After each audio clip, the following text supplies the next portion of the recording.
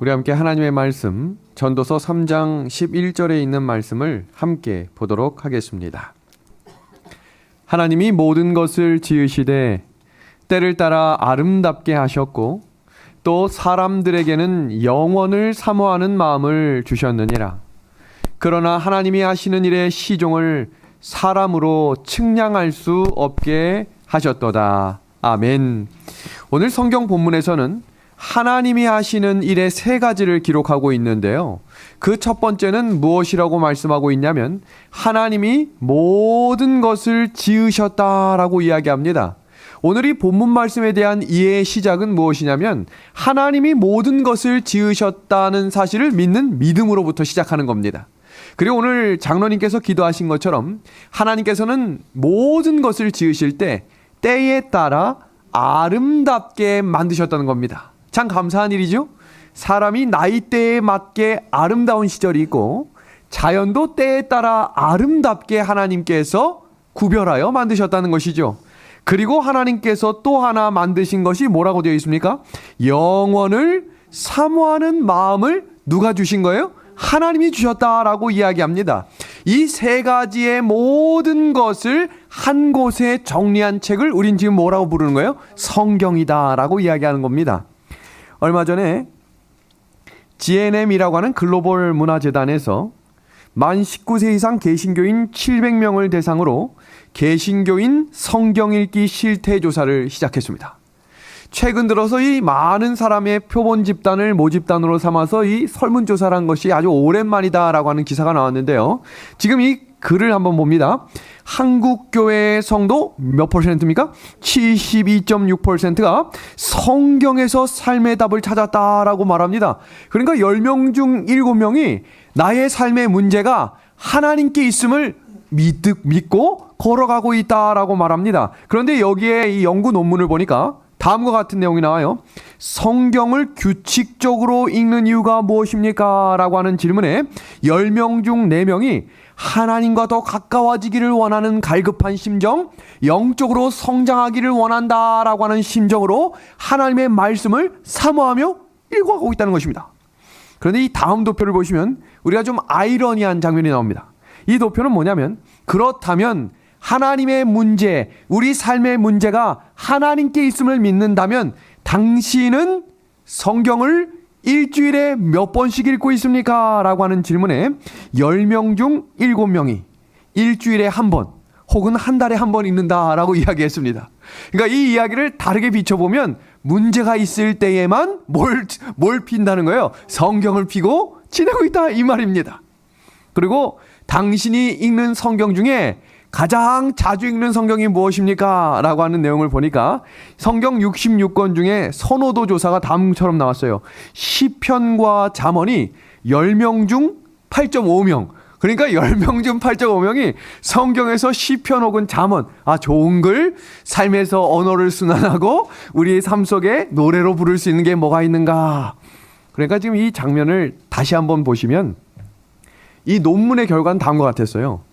사람들이 교회는 열심히 다니는데 왜 성경을 읽지 않을까? 그러면서 이 질문 중에 어떤 질문이 있었냐면 일주일에 한 번 듣는 설교로 당신의 인생 속에서 신앙을 붙들고 자라날 수 있는지 묻는 질문에 10명 중 1명만 그렇다고 대답했어요. 다른 말로 이야기하면 설교만 듣고는 신앙이 자란다고 믿지 않는 사람들이 우린데 달리 설명하니까 왜 성경을 읽지 않는가라고 하는 모순적인 대답이 나왔습니다. 왜 사람들이 열심히 교회는 다니는데 성경을 읽지 않을까? 말씀을 읽지 않으면 영적으로 죽는다는 것을 인식하지, 잘 알지 못하기 때문이다 라고 이야기했고요. 두 번째는 하나님께 영광을 돌리려면 말씀의 필요함과 그 말씀을 이해해야만 우리의 신앙이 하나님과 더 가까워질 수 있다는 것을 아직 뭐하지 못했다는 거예요. 깨닫지 못했다라고 말합니다. 여러분, 혹시 손가락이 왜 5개인 줄 아십니까? 최근에 제가 시간이 날 때마다 하는 게 뭐냐면 논문을 좀 읽거든요. 다양한 이 과학 영역, 이 언어 영역, 저기 사회 심리학적 이 여러 가지 논문을 읽는데 여러분 사람의 손가락이 왜 5개인가라고 하는 논문 있을까요, 없을까요? 세상에 지금요 없는 논문이 없어요. 우리가 갖고 있는 질문에 대한 모든 질문이 지금 거의 모든 논문으로 다 나와 있어요. 여기 이 자료를 보니까 영국의 이론 생물학자 크리스 하야스라고 하는 박사가 손가락이 5개인 이유를 수년간 연구해서 발표했습니다. 뭐라고 대답했는지 아십니까? 이것이 과학 전문지 뉴 사이언티스트에 실렸는데 거기에 이렇게 되어 있어요. 사람이 진화하다 보니까 손가락이 6개인 동물도 있고 7개인 동물, 4개인 동물도 있는데 마지막으로 5개가 사람이 살기에 가장 적합하다. 그걸 수십 년 동안 논구한 결과 발표입니다. 그게 아주 영향력 있는 과학 잡지에 실렸는데 여러분 어떤 잡지와 어떤 논문을 살펴도 사람의 손가락이 왜 5개인지 저는 또 궁금한 게 있거든요. 사람의 손마디가 왜 3개일까? 논문이 있을까요? 없을까요? 찾아보면 다 나옵니다. 그런데 그 결론은 다 진화론적인 대답이었어요. 그렇다면 왜 5개인가? 하나님만 아시는 거예요. 왜 그럴까요? 하나님이 창조하셨기 때문입니다. 우리는 그 정답을 어디서 찾아가는 것을 배우는 거예요? 성경입니다. 제가 지난 시간에 우리가 성경의 속에서 우리가 무엇을 배울 수 있고 성경을 우리가 배워가면서 그 안에 어떤 보물들, 그 안에서 우리에게 주시는 올바른 지혜들이 무엇인지를 배워가기 위해 묵상이라는 것을 우리가 함께 살폈죠. 오늘 말씀은 왜 중요한가? 우리 교회 지금 장로님들이 다 참석하셨습니다. 예비 장로님들, 또 설교를 하셔야 될 분들이 다 오셨는데 오늘은 이 내용들을 하나하나씩 잘 배워놓으시면 우리들이 설교를 준비하고 배워가는데 아주 큰 도움이 될 겁니다. 제가 어제 저녁에 아주 긴 통화를 한 통화 했는데 한 장로님이 다다음 주에 어느 교회에서 설교신데 이 설교가 잘 해결이 안 되니까 좀 도와달라고 해서 결국 말씀 묵상을 같이 했어요. 그러니까 이 내용들을 이렇게 정리하시면 이렇게 하시는데 도움이 될 겁니다. 오늘 아주 중요한 성경 연구가 될 겁니다. 여기 초기 교회 크리소스톰이라고 하는 이 황금의 입, 그 당시에 설교를 가장 영향력 있게 했다라고 하는 이분이 성경에 대해 이런 말을 했어요. 우리의 모든 문제의 원천은 성경에 대한 무지 때문에 시작되는 것이다. 그래서 오늘 우리는 성경을 공부하는 3가지 단계를 하나씩 살피려고 하는데요. 첫 번째입니다. 날마다 말씀을 읽고 공부하는 습관을 가져야 합니다. 날마다. 두 번째는 성경을 읽으면서 그냥 성경을 읽는다는 것에 만족하는 것이 아니라 반드시 기도하고 말씀을 피셔야 합니다. 제 주변에 살고 있는 사람 중에 지금 운전 연수를 하는 사람이 하나 있어요. 근데 누구한테 배울 때 아주 기도하고 하나님 오늘도 인도해 주십시오. 모든 삶의 순간순간마다 기도하고 무언가를 참여하고 대하고 읽어 나가는 것은 매우 중요합니다. 뭘 할 때도 성경을 읽을 때도 말입니다. 3번째입니다. 성경을 읽고 기도하며 하나님의 말씀을 읽는다면 그 말씀을 깨닫고 이해한 대로 뭐하는 훈련도 함께 하셔야 되는 거예요? 순종하는 훈련도 함께 하셔야 합니다. 지난 시간에 배웠던 내용을 간략하게 좀 정리합니다. 성경을 통독한다는 것을 우리가 성경을 뭐 한다라고 배웠습니까? 성경을 읽는다라고 배웠고요. 두 번째, 말씀 묵상이라고 하는 것은 성경을 뭐 한다? 먹는다. 여러분 지난 시간에 제가 성경을 읽지 말고 먹읍시다라고 하는데 반응이 꽤 뜨거웠습니다. 왜냐하면 사람들이 성경을 읽으세요라고 하는 얘기만 들어봤지 성경을 먹으세요라는 말은 잘 못 들어봤다는 거예요. 근데 성경을 읽는 것에 만족하면 안 된다고 했죠? 뭐 해야 된다고 했어요? 먹어야 합니다. 자 보세요. 이 먹는다는 뜻이 무엇인가? 마음에 품고 음미한다는 거예요. 그럼 이 마음에 품고 음미하기 위해서는 뭐가 필요한가? 3가지를 준비합니다. 3가지. 자, 지금씩 하나씩 살핍니다. 첫 번째, 뭘 준비하는 거예요? 장소입니다. 말씀을 음미하기 위해서는 구별되고 조용한 장소가 필요합니다. 두 번째, 뭐가 필요하다고 되어 있습니까? 펜입니다. 설교를 들을 때도 마찬가지지만 개인적으로 성경을 읽고 특별히 설교를 준비하실 분들은 펜을 가지고 종이를 준비하십시오. 3번째, 뭐가 필요합니까? 기도입니다. 하나님께서 이 말씀을 통해서 우리와 지금 이 시대에 주시는 말씀이 무엇인지를 깨달을 수 있도록 기도할 수 있어야 합니다. 우리 묵상이라고 하는 단어가 영어 meditation이라고 하는 단어와 meditate라고 하는 단어로 사용되는데, 이 단어를 통해서 파생된 단어가 medicine이라고 우리가 지난 시간에 살폈습니다. 약은 눈으로 먹는 게 아니죠. 반드시 우리 입안으로 들어가서 그 약이 녹아내리는 순간 효과를 내는 것처럼, 묵상이라고 하는 것은 그 말씀이 입가에 머무는 게 아니라 어디로 들어와야 돼요? 내 마음속으로 들어와서 스며들어서 음미함으로 이것이 내 삶을 지배할 수 있도록 만드는 것을 뭐라고 이야기하는 거예요? 묵상이라고 말합니다. 그래서 시편 1편 1절에서 2절에 복 있는 사람은 뭐하는 사람이라고 제가 노란 글씨에 돼 있어요. 묵상한다라고 돼 있죠. 이 묵상이라는 단어의 어원이 바로 meditation이라고 하는 단어, 어원 헬라어입니다. meditation, 내 삶 속에 녹아내림으로 이 말씀이 나를 지배할 수 있도록 어떻게 하는 사람? 붉은 글씨 다 같이 밑줄 친 부분 읽어볼까요? 여호와의, 시작. 여호와의 율법을 즐거워하고 그의 율법을 주야로 뭐 하는 사람이에요? 묵상하는 사람이다 라고 말했습니다. 우리는 복을 구하는 사람이 아니라 복을 가지고 전진하는 사람들이 되어야 합니다. 이것이 올 한 해 은하수 교회의 대신방 주제입니다. 복을 쫓아가는 사람이 아니라 복 있는 사람이 되어서 주야로 묵상하는 사람이 되어서 그 말씀이 나를 인도할 수 있도록 따라가야 한다라고 이야기합니다. 영감의 글입니다. 우리는 한 구절을 취하여 하나님께서 우리를 위하여 그 구절 가운데 넣어주신 사상을 확인하는 일에 정신을 집중해야 한다.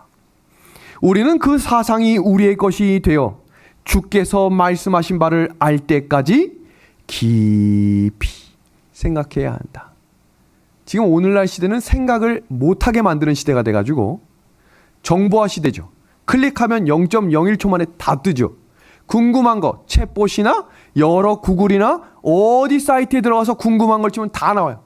성경도 우리가 지금 어떻게 대하냐면 정보를 대하듯이 요게 왜 이렇게 됐을까를 검색하며 찾아보는 시대에 살고 있지만, 우리가 능력 있고 하나님의 사람으로 깊이 하나님 안에서 자라남을 경험하기 위해서는 깊이 한 말씀을 모아는 사람이 되라고 이야기하고 있어요. 묵상입니다. 한 번쯤 도전해 볼 만한 이야기겠죠? 여러분, 조지 뮬러라고 하는 사람 들어보셨을 겁니다. 조지 뮬러는 영국 브리스톤 애슐리 타운에서 고아원을 세워서 약 2,000여 명의 고아들을 말씀으로 잘 양육한 사람입니다. 그래서 이 사람의 별명을 기도의 사람이라고 불렀는데요. 그가 기록한 책 중에 5만 번 응답받은 조지 뮬러의 기도라고 하는 책이 있는데요. 그 내용 중에 다음과 같은 내용이 나와요. 어떤 기자가 이렇게 질문한 거예요. 이 2,000명의 고아들을 기르고 양육하는데 금전적인 거 많이 필요합니까? 어려운 일들 많이 있었을까요? 그때 그가 대답한 내용이 이것입니다. 같이 봅니다. 나는 여러 차례 근심 걱정으로 정신을 잃을 뻔한 경우에도 능히 이길 수 있었던 것은 여러 번의 수백 번 수천 번의 문제가 있었다는 것이죠. 그때에 이길 수 있었던 것은 내 영혼이 로마서 8장 28절의 약속을 믿었기 때문이다. 여러분, 로마서 8장 28절의 말씀을 이 사람이 하루도 빠짐없이 묵상했다 그랬어요. 어려운 일이 있을 때만 묵상한 것이 아니라 힘들고 어려울 때만 쫙 펴가지고 다시 힘을 얻자, 다시 능력을 얻자, 이것이 아니고요. 매일매일 주야로 복을 구하는 사람이 아니라 복의 사람이 되었다라고 이야기합니다. 그럼 로마서 8장 28절이 어떤 구절일까요? 다 같이 한번 읽어볼까요? 우리가 알거니와, 시작. 우리가 알거니와 하나님을 사랑하는 자 곧 그 뜻대로 부르심을 입은 자들에게는 모든 것이 합력하여 선을 이루느니라. 아멘. 여러분, 이 믿음을 가지고 전진할 수 있었던 이유, 그가 이 말씀에 대한 확신과 매일매일의 삶에서 경험으로 통해 하나님을 만났기 때문입니다. 우리의 믿음이 왜 10년이 지나도 15년이 지나도 여전히 자라지 않을까를 고민해 보시면, 한 구절을 내가 깊이 묵상함으로 그 말씀을 내 삶에서 경험하고 또 경험하고 또 경험하고 있는지를 점검하셔야 해요.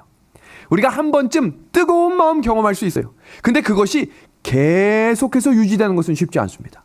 그래서 우리가 그 약속의 말씀을 매일매일 주시는 만나를 통해 그 만나가 오늘 하루를 지키시고 인도하심을 경험할 수 있다면 그 시작이 뭐로부터? 깊은 묵상으로부터 시작된다는 것입니다.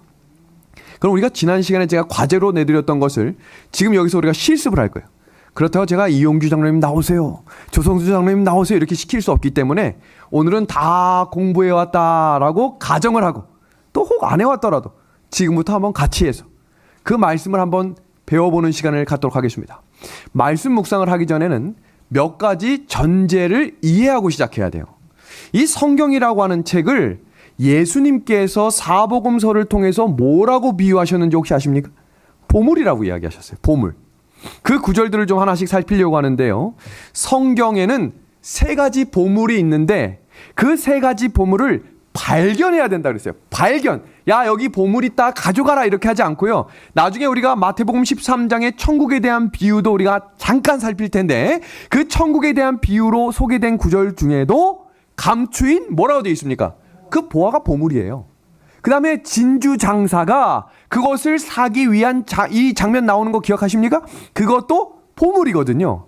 그 보물. 그럼 그 보물이 도대체 어떻게 누구를 지칭하느냐를 이해하고 성경을 펴셔야 그 내용을 이해하시는데 아주 큰 도움이 됩니다. 첫 번째입니다.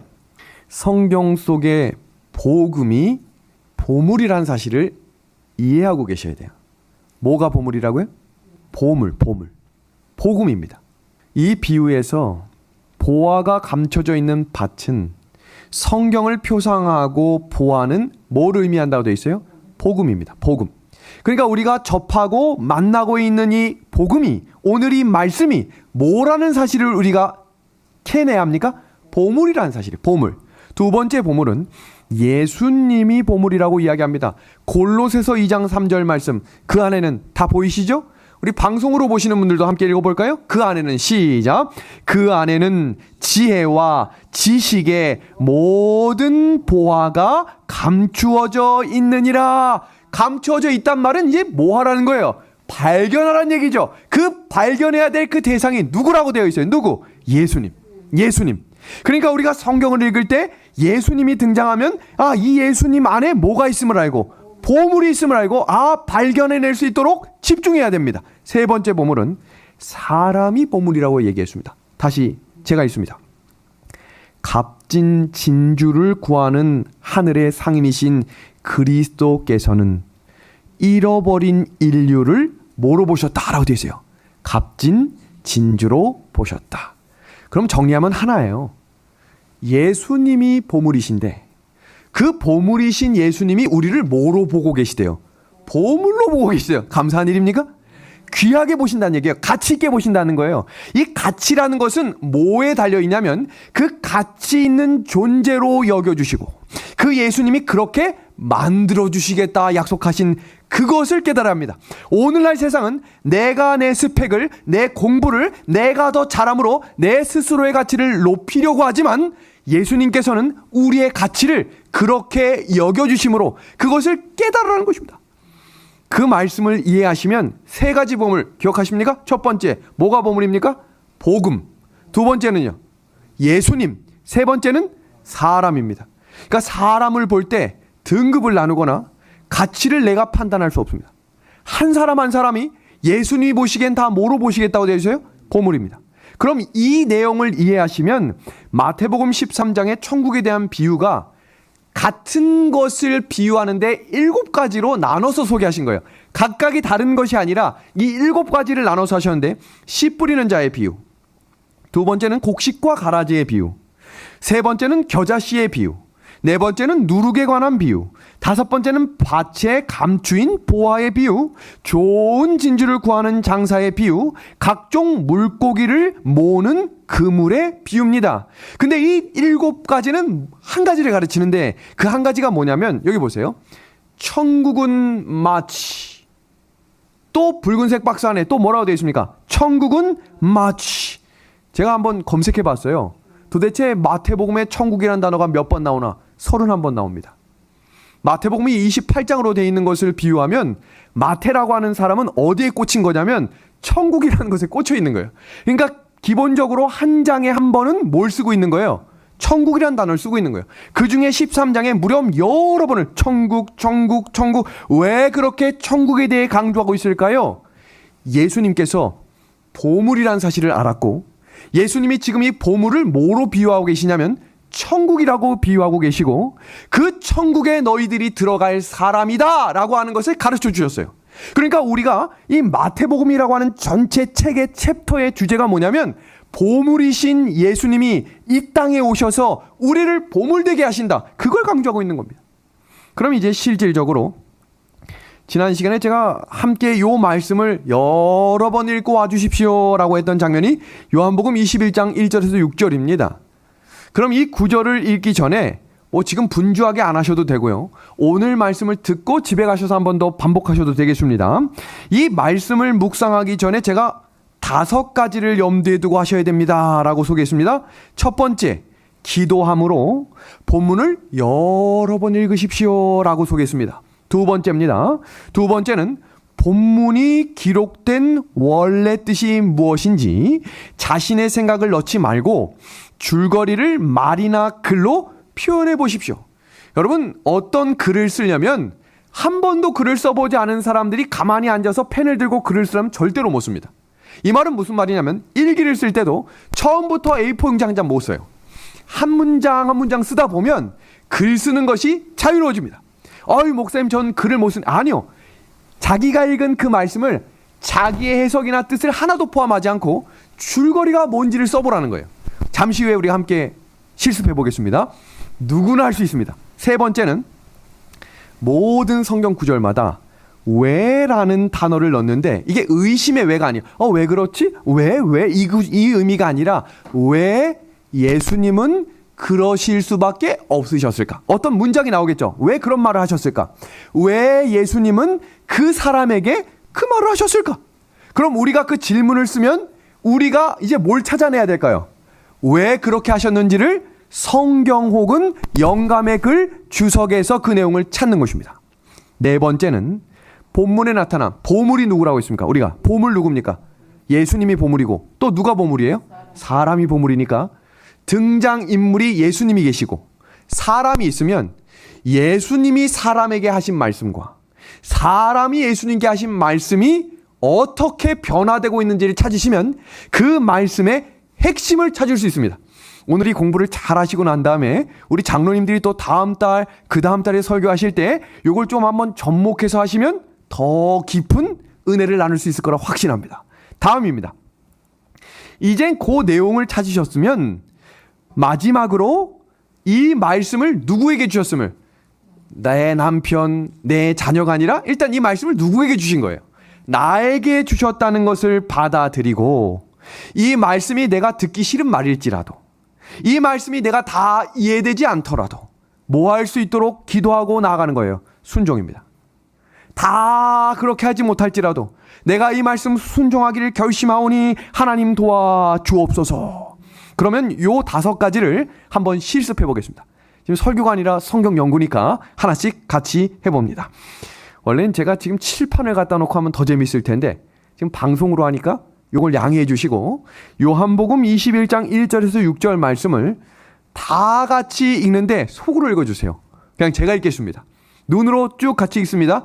처음 보는 장면이 아닐 거예요. 여기 앉아있는 우리 예섭이도 이 얘기는 한 번쯤 들어본 이야기입니다. 자, 한번 볼까요? 그 후에 예수께서 디베랴 호수에서 또 제자들에게 자기를 나타내셨으니 나타내신 일은 이러하니라. 시몬 베드로와 디두모라 하는 도마와 갈릴리 가나 사람 나다나엘과 세베대의 아들들과 또 다른 제자 둘이 함께 있더니 시몬 베드로가 나는 물고기 잡으러 가노라 하니 그들이 우리도 함께 가겠다 하고 나가서 배에 올랐으나 그날 밤에 아무것도 잡지 못하였더니 날이 새어갈 때에 예수께서 바닷가에 서셨으나 제자들이 예수이신 줄 알지 못하는지라. 예수께서 이르시되 얘들아 너희에게 고기가 있느냐? 대답하되 없나이다. 이르시되 그물을 배 오른편에 던지라. 그리하면 잡으리라 하시니 이에 던졌더니 물고기가 많아 그물을 들 수 없더라. 지금 이 구절을 딱 읽으신 다음에 제일 먼저 해야 될 게 뭡니까? 여러 번 읽어야 돼요. 한 번만 읽으시는 게 아니라 이 구절을 반복해서 5번, 많게는 10번을 계속해서 읽으신 다음에 이 말씀을 읽으신 다음에 잠깐 종이를 펴놓고 펜을 들어서 본인이 이해하고 있는 내용에 생각을 넣지 말고 그대로 줄거리를 한번 쓰는 겁니다. 지금 이 내용이 뭡니까? 디베랴 갈릴리 호수에 예수님이 등장하셨는데 거기에 제자 몇 명이 나타났어요. 그리고 제자들 몇 명이 나타났을 때 베드로가 뭐 하러 갔습니까? 물고기 잡으러 간대요. 그랬더니 같이 왔던 제자 몇 명이 나도 따라갈래 라고 하는 이야기가 오늘 본문의 이야기입니다. 그렇다면 제가 아까 여기 3번에 동그라미 안에 뭐라고 되어 있습니까? 왜? 라는 단어의 질문을 하나씩 쓰는 겁니다. 다음입니다. 우리가 발견해야 될 거 뭡니까? 예수님과 사람의 모습이죠. 다음은 순종하겠습니다. 내가 이 말씀대로 따라가기를 순종합니다. 여러분 여기 4번까지만 하면 인문학자들이나 사회학자들이 쓰는 논문이에요. 이 역사적 배경은 이렇고 이 본문의 내용은 이러니 이 내용은 이렇게 정리된다. 아니요. 나의 삶 속에 이렇게 살기로 결심합니다. 그것이 말씀 묵상이거든요. 자, 그러면 이제 질문을 만들기 위해서 제가 노란색으로 글씨색을 일부러 쳐냈어요. 자, 첫 번째, 그 후에 라고 되어 있으니까 질문할 수 있겠죠. 이 그 후는 언제 후를 말할까? 첫 번째 질문이죠. 두 번째, 디베랴 호수입니다. 그럼 왜 디베랴 호수일까? 세 번째, 여기 지금 제자들이 등장하는데 제자들의 수를 세볼까요? 첫 번째, 시몬 베드로 1명, 디두모라 하는 도마 2명, 갈릴리 가나 사람 나다나엘과 세베대의 아들들 하니까 몇 명? 5명. 또 다른 제자 둘 하니까 몇 명이에요? 7명. 그러면 우리가 질문할 수 있어요. 예수님의 제자 총 몇 명이에요? 12명인데 제자 하나는 죽었잖아요. 목 메고 죽었으니까 몇 명이에요? 11명인데 지금 여기에 등장한 제자 몇 명? 7명. 그럼 무슨 질문할 수 있을까요? 예수님, 그렇죠. 우리 장로님 아주 좋아요. 11명 중에 4명은 어디 간 거야? 이 질문할 수 있어요.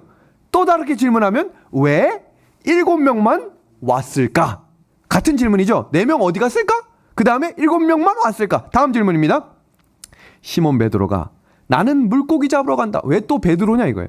근데 성경에 등장하는 장면 대부분에 제일 앞장서서 나가는 것은 좋은 일이나 나쁜 일이나 제일 먼저 항상 나서는 게 누구예요? 베드로거든요. 그럼 이 본문 속에서도 왜 베드로가 자기가 한다고 했을까? 다음입니다. 왜 그물을 오른편에 던지라고 했을까? 제가 지금까지 한 내용들의 질문입니다. 자, 봅니다. 왜 제자들은 지금 갈릴리에 있었을까? 지금 아까 말씀드렸던 거고요. 왜 예수님은 제자들에게 지금 이 사건은 언제 일어난 일이냐면 십자가 사건 이후니까 죽으셨다가 뭐 한 거예요? 부활하신 거죠. 부활하신 예수님이 제자들과 지금 어디서 지금 다시 재회하는 장면인 거예요? 갈릴리 호수입니다. 그럼 왜 이쪽이냐는 거예요. 그럼 우리가 어떤 질문을 할 수 있을까요? 마가의 다락방 모일만 합니까? 자주 모였던 곳이잖아요. 성령 충만을 경험한 장소니까 미리 가셔가지고 야 여기가 너희가 성령 충만을 경험할 자리야.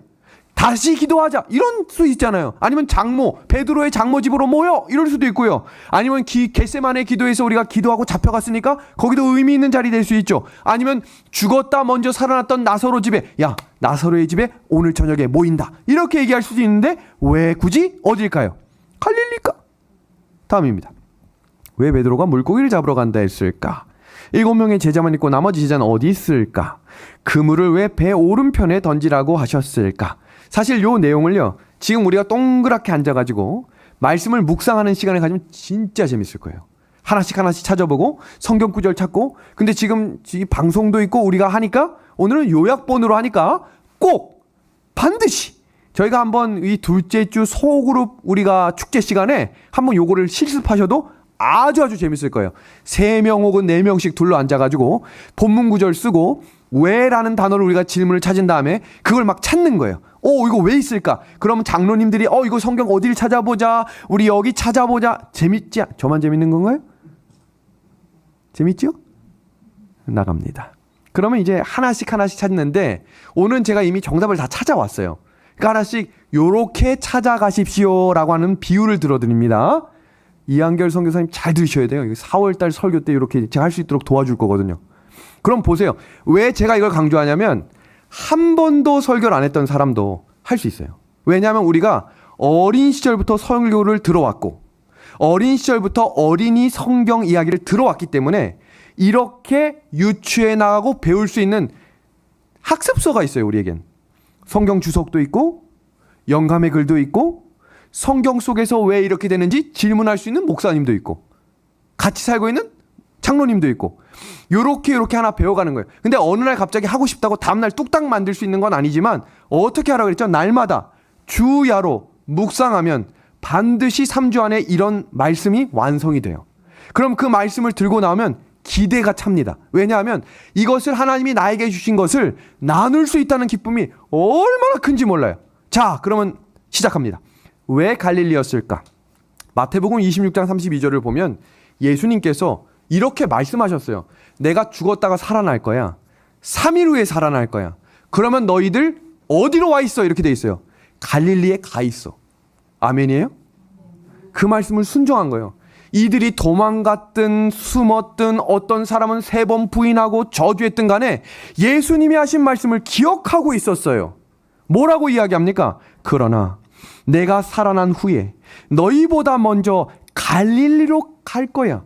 근데 예수님은 얼마나 친절한 분이냐면 이어지는 마태복음 28장 8절에서 10절을 보면 다 읽지 않을게요. 예수님이 부활하신 그 첫날에 여자들이 찾아갔잖아요. 그리고 예수님을 만지려고 할 때 안 돼 지금 만지면 안 된다 그랬죠. 그리고 예수님이 뭐라고 말씀하셨는지 아세요? 이어지는 구절 보세요. 이에 예수께서 무서워하지 말라. 가서 내 형제들에게 어디로 가라고 말하고 있어요? 갈릴리로 가라. 이때 한번 아멘 하는 거예요. 너무 감동적인 장면 아니에요? 예수님은 혹시 잊어버렸을까봐 내가 죽었다 살아난 다음에 우리가 만날 장소 어디야? 라고 얘기한 거예요. 갈릴리야? 잊으면 안 돼? 그랬더니 제자들이 흩어졌을 수도 있으니까 먼저 찾아온 여자들한테 뭐라고 얘기해요? 그 제자들 찾아가서 얘기 좀 해줘. 어디서 만나자고? 갈릴리. 영감의 글은 지금 이 두 내용을 이렇게 소개합니다. 예수께서 제자들을 갈릴리에서 만나기로 약속하셨으므로 6월절 주일이 끝난 직후에 그들은 그곳으로 발길을 돌렸다. 그럼 이 제자들을 만나러 가는 예수님의 마음하고 그 예수님을 만나러 가는 그 제자들의 마음이 어땠을까? 이런 걸 좀 한번 상상하면서 들어가는 거면 눈물 나는 장면 아니에요? 예수님 보고 싶었어요. 그런데 제가 이 장면을 찾아보면서 성경 지도를 봤거든요. 그런데 갈릴리에서 만나자고 했는데 갈릴리가 어디냐면 지금 이 붉은색 박스 동그라미가 있는 장면이에요. 갈릴리라고 하는 장소는 여러분 모든 물가에는 마을이 모여있게 돼 있어요. 왜냐하면 사람은 사는데 뭐가 필요합니까? 물이 필요하기 때문이거든요. 예수님의 사역 전체의 대부분의 사역이 어디서 있었냐면 보니까 갈릴리입니다. 지금 이것을 한국 지도로 좀 보여드릴게요. 한글로 된 거. 가버나움, 벳세다, 게네사렛, 막달라, 디베랴, 거라사. 지금 이런 단어 들을 때마다 떠오르는 장면들이 있으세요, 없으세요? 하나씩 다 있죠. 왜 있을까요? 예수님이 그곳에서 사역을 하셨어요. 기적을 일으키셨어요. 특별한 일을 만드셨어요. 그러니까 제자들이 갈릴리에서 만나자라고 했을 때 뭘 떠올릴 수 있을까요? 예수님과 함께 보냈던 3년 반이 어떻게 지나갔는지를 회상할 수 있었어요. 그 중에 대표적인 사건이 뭡니까? 오병이요. 떡 5개로 5,000명을 먹이신 그 이야기가 있었던 자리가 갈릴리예요. 그 장면 다음에 또 어떤 장면이 있었습니까? 폭풍이 왔는데 제자 베드로가 뭐 했던 자리? 물 위를 걸었다니까요. 우리는 무언가를 경험하지만 아주 쉽게 잊어버리는 존재들입니다. 좋은 일도 그렇고 때로는 나쁜 일도 시간이 지나면서 희미해지게 돼요. 그러다 가끔 번쩍번쩍 떠오를 때가 있겠지요. 근데 좋은 일을 떠올리기 위해 가장 좋은 게 뭔지 아십니까? 제가 오늘도 예섭이한테 사진 좀 찍자 그랬습니다. 지금 보시는 이 사진은 예섭이가 머리를 옆으로 쫙 하고 지금 들고 있는 이 사진이 뭐냐면 우리 가족은 1년에 한 번씩 1년 동안 있었던 사진들을 제가 이렇게 압축해가지고 책으로 만들어줘요. 왜 이렇게 만들어주냐면 지금도 예섭이는 다 아는 것 같지만 분명히 시간이 되면 이 지금 있었던 일들을 다 잊어버릴 수 있어요. 이 아이가 6살, 7살 때 갔다 온 곳이 있어요. 저쪽에 있는 어떤 나라인데 지금 이 아이가 기억하겠어요? 못하겠어요? 전혀 몰라요. 그러면 이 아이를 딱 앉혀놓고 제가 뭐 하는가 하면 여기서 먹었던 음식이 뭐고 그럼 옆에서 태섭이가 한마디씩 도와요. 아, 그거 맛있었지. 그리고 여기 장소에서 너가 어떤 일을 했고, 아, 내가 그렇게 했었지.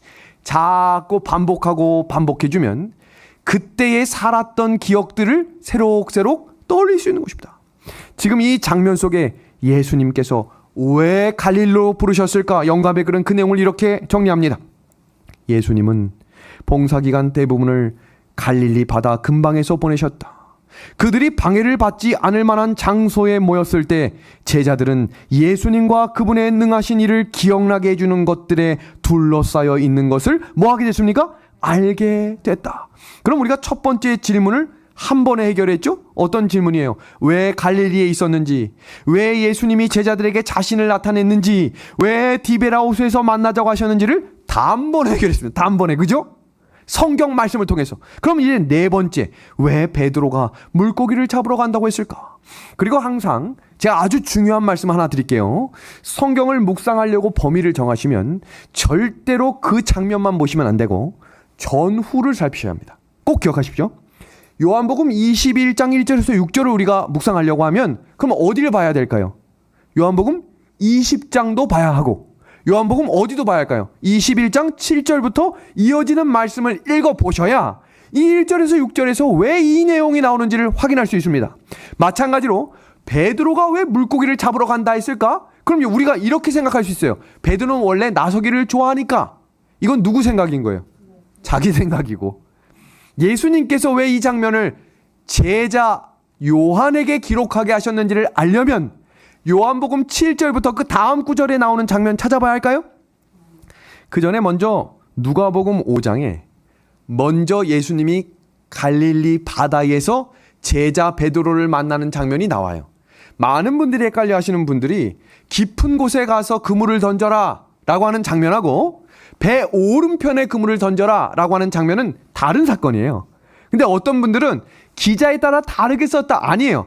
예수님의 제자가 되는 첫 번째 장면 속에 깊은 곳에 가서 그물에 던져라 라고 하는 장면이 나오고 마지막 예수님께서 승천하시기 전에 제자들하고 다시 만나서 그 7명의 제자들한테 가르치셨던 장면이 뭐냐면 배 오른편에 그물을 던져라 라고 하는 장면이 나와요. 근데 이 누가복음 5장을 보면 누가가 이 장면에 대해 어떻게 기록하고 있냐면 예수님과 사람의 관계를 기록하고 있어요. 제가 항상 보물은 두 개라고 했어요. 예수님이 보물이고 사람이 보물이라고 했죠. 그럼 이 본문 속에 호숫가에 배 두 척이 있는지라 왜 두 척이라고 했을까요? 배 항상 여러 개가 있을 수 있는데 왜 두 척이라고 했을까요? 주석을 보면 이렇게 되어 있어요. 인생은 두 배와 같다. 한 배는 예수님과 함께하는 배이고 한 배는 혼자서 타고 가는 배다. 그럼 우리의 인생 속에 중요한 건 뭐예요? 우리 배에 누가 타셔야 되는 거예요? 예수님이 타야 우리 삶 속에 예수님과 함께 가는 삶이 될 수 있다. 이것이 주석에 정확히 정리되어 있거든요. 다음입니다. 여기 뭐라고 되어 있어요? 그 배는 누구의 배라고 되어 있어요? 시몬의 배예요. 시몬이 자기 배에 지금 누가 아직 안 탄 거예요? 예수님이 타지 않은 배입니다. 근데 이 배에 어떤 일이 시작됐는가 한번 볼까요? 여기에 사람의 이름이 바뀌는 장면이 나와요. 예수님에게 지금 베드로는 뭐였고요? 시몬이었고 시몬이었던 베드로에게 예수님은 뭐였습니까? 선생님이었어요. 그러니까 이 사람이 존재 자체가 그대로이지만 우리가 예수님을 알고 만나면 예수님을 부를 수 있는 호칭이 바뀔 수 있다는 거예요. 제가 항상 성경을 처음 공부할 때 여러분, 당신이 생각하는 하나님은 누굽니까? 라는 질문을 반드시 하거든요. 사람마다 생각하는 하나님은 다 달라요. 여호와도 있고 사랑도 있고 희망도 있고 소망도 있고 다 다르거든요. 근데 그 하나님이 같아지게 돼 있어요. 뭐 하면? 만나면 내 배에 우리 가족에 내 믿음에 누가 들어오시면 예수님이 들어오시면 그 이름이 바뀌게 됩니다. 시몬에게 예수님은 선생님이었는데 그 예수님이 배에 오르고 함께 하기 시작하자 그 예수님이 뭐로 바뀌고요? 주님으로 바뀌고 주님이 시몬이라 불렀던 그 사람이 예수님과 함께 가자 뭐로 바뀝니까? 베드로로 바뀌게 됩니다. 여기서 우리가 얻을 수 있는 교훈은 바로 이겁니다. 우리는 예수님을 모를 때 그냥 나예요. 나. 그러나 예수님을 주님이라고 부르는 순간 우리는 그리스도인이 되고, 예수님을 주님이라고 부르는 순간 예수님의 능력을 인정하는 사람이 되므로 내 삶에 하나님이 역사하심을 경험하게 될 것입니다. 그 이후에 뭐라고 되어 있냐면, 이후로는 내가 사람을 취하게 되겠다. 내가 사람을 취하게 되겠다. 아멘 아닙니까? 물고기 잡는 사람이 사람을 하나님께로 인도할 수 있는 사람이 된다는 것, 너무 놀라운 일 아닙니까? 한 분이 이런 말을 저에게 카톡으로 보내셨어요. 목사님, 전도를 하면서 모든 걸 하나님께 맡기며 기도해야 되는데 제가 하려는지 그래서 때론 낙심도 되어 마음이 아파옵니다. 우리가 경험하고 있는 인류가 동일하죠? 하나님이 저를 보실 때 늘 아픈 마음이셨겠구나 생각하며 마음을 달래봅니다. 또 말씀으로 다시 힘을 얻습니다. 성령께서 재림교회가 뜨거운 성령의 불길이 떠오르기를 예수님의 성으로 기도합니다. 우리의 고백이 이 고백이 되어야겠죠. 예수님을 더 의지하고 싶습니다. 시간상 넘어갑니다. 왜 7명만 갔을까? 아무리 찾아봐도 없어요. 주석도 없고 영감의 글도 없고 논문도 찾아보고 없어요. 근데 저희가 찾을 수 있고 유추할 수 있는 건 하나입니다. 4명은 예수님의 말씀을 알고 있었지만 가지 않았고, 그 7명은 예수님의 말씀을 인정하고 갔기 때문에 누구를 먼저 만난 거예요? 예수님을 만난 거예요. 우리의 인생 속에서 예수님의 말씀을 알고 있지만 내가 할 일, 나의 선택, 내가 우선시 되면 예수님을 만날 기회를 놓쳐버릴 수 있음을 명심하시고, 먼저 예수님의 말씀을 인정하고 따라갈 때 살아계신 예수님을 경험하게 될 것입니다. 이게 이 말씀의 핵심이에요. 왜 7명을 먼저 기록했을까? 그들은 순종했기 때문에 다시 사신 예수님이 영원히 살게 될 우리의 주인이심을 고백할 수 있는 사람이 된 것입니다. 마지막이죠. 배 오른편입니다. 정리하면 이렇게 됩니다. 예수께서 그들에게 배 오른편에 그물을 던지라고 명하신 데는 한 가지 목적이 있었다. 그 편 해변에 당신이 서 계셨다. 그것은 믿음의 편이었다. 만일 그들이 그분과 연결되어 힘써 일한다면, 즉 그분의 거룩한 능력에 저희 인간의 노력을 결합시킨다면 그들은 결코 실패하지 않고 성공할 수 있을 것이다. 배 오른편은 누가 계신 자리예요? 예수님. 예수님이 왼쪽에 계셨으면 어디로 던지라고 했을까요? 왼쪽입니다. 여러분, 오른편이 정답이 아니라 배 오른편에 의미하는 것은 누가 계신 쪽으로 가라는 거예요. 예수님이 계신 쪽입니다. 우리가 결정할 때 이쪽이 예수님의 쪽인지를 고민하고 결정하시길 바랍니다. 그곳에 하나님의 역사가 함께할 것이기 때문입니다. 그리고 우리가 해야 할 일이 있어요. 그건 뭐냐면 예수님의 말씀을 의지하여 뭘 내리는 사람이 되어야 돼요. 그물입니다. 예수님은 항상 사람에게 할 일을 남겨두세요. 나사로는 하나님이 살리셨지만 그 사람이 걸어 나올 수 있도록 누구에게 맡기셨어요? 사람들에게. 돌을 굴리라고 명령하십니다. 여러분, 엘리야 500명이 전투할 때 불은 누가 내려주셨어요? 하나님이 내려주셨지만 제단은 누가 쌓게 하세요? 사람이 쌓게 합니다. 하나님은 항상 우리가 할 수 있는 일을 남겨두시는 분입니다. 믿음으로 우리가 할 수 있는 그물을 던지시고, 믿음으로 우리가 할 수 있는 제단을 쌓으실 때 하나님이 일하시는 역사하심을 경험하게 될 줄로 믿습니다. 그럼 마지막입니다. 왜 베드로가 먼저 나섰을까? 그 이유는 성경 요한복음 21장 후반부를 보면 그 내용이 정리되어 있어요. 이 장면을 보시면 너무나 잘 아는 구절이니까 이 내용은 제가 요약해서 정리할게요. 예수님이 제자 베드로에게 이런 질문해요.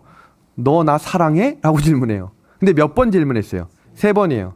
근데 여기서 아주 중요한 구절이 있는데, 여기 붉은색 밑줄 친 부분 한번 봐주실래요?